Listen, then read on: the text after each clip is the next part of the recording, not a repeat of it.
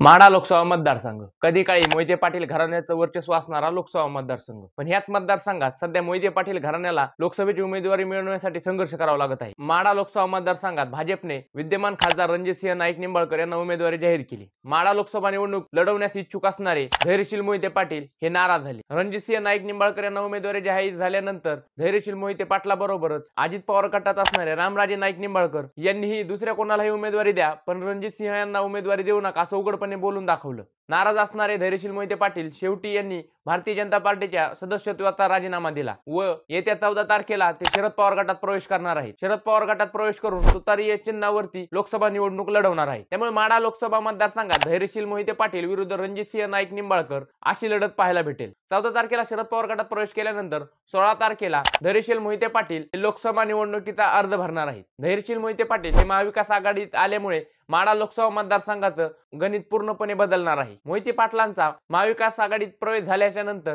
महाविकास आघाडी माढा लोकसभा मतदारसंघात महायुतीस तोडीस तोड टक्कर देऊ शकते। माढा लोकसभा मतदारसंघात 6 विधानसभा मतदारसंघ येतात। यातील 2 विधानसभा मतदारसंघ हे सोलापूर तर 4 विधानसभा मतदारसंघ हे साताऱ्यामधील आहेत। यातील सोलापूर भागावरती मोहिते पाटील कुटुंबियाचं वर्चस्व आहे। मोहिते पाटील यांना शरद पवार गटाकडून उमेदवारी जाहीर झाल्याच्या नंतर रणजितसिंह नाईक निंबाळकर यांचे विरोधक गट धैर्यशील मोहिते पाटील यांना पाठिंबा देऊ शकतात। त्यामध्ये पहिलं नाव म्हणजे रामराजे नाईक निंबाळकर। अजित पवार गटात असणारे रामराजे निंबाळकर यांनी रणजितसिंह नाईक निंबाळकर यांच्या उमेदवारीला विरोध केला होता। त्याचबरोबर अगदी कालपर्यंत विरोधात असणारे उत्तमराव जानकर यांनी आपली भूमिका बदलली आहे। भाजपने सोलापूर लोकसभेची उमेदवारी न दिल्यामुळे नाराज असणारे उत्तमराव जानकर यांनी धैर्यशील मोहिते पाटील यांना पाठिंबा देण्याचे संकेत दिले आहे। लोकसभा अपक्ष लढवा नाहीतर धैर्यशील मोहिते पाटील यांना पाठिंबा द्या अशी कार्यकर्त्याची भावना आहे। आम्ही एकत्र आलो तर एकट्या माळशिरस तालुक्यातून 2 लाखापेक्षा जास्त लीड मिळवून देऊ शकतो असा दावा उत्तमराव जानकर यांनी केला। लोकसभेत मोहिते पाटील यांना मदत करायची आणि विधानसभेत त्यांची मदत घ्यायची अशी उत्तमराव जानकर यांची भूमिका आहे। जानकरांनी पाठिंबा दिलास तर माढा लोकसभा मतदारसंघाची लढाई